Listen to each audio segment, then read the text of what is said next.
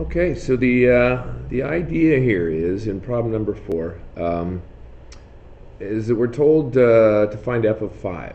F of 5 is basically referring to go to a certain function defined with the letter f and put a 5 into the variable. Okay, we see function notation here, f of x is equal to 4x plus 3. Well, okay, if there's an x value, the x goes here.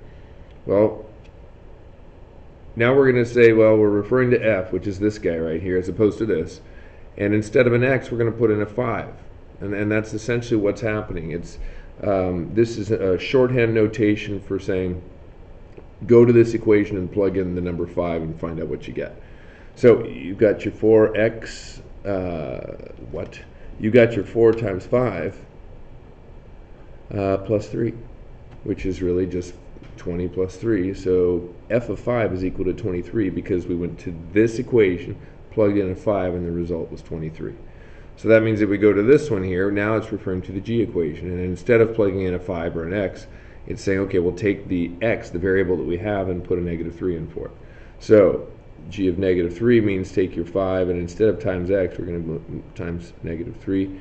The result is a negative 15. So g of negative 3 is equal to negative 15. We're not saying, okay, well now let's divide by 3 to solve for g. We're not solving for a variable like we would solve for x. This notation means go to a certain function, plug this in, and what would the result be?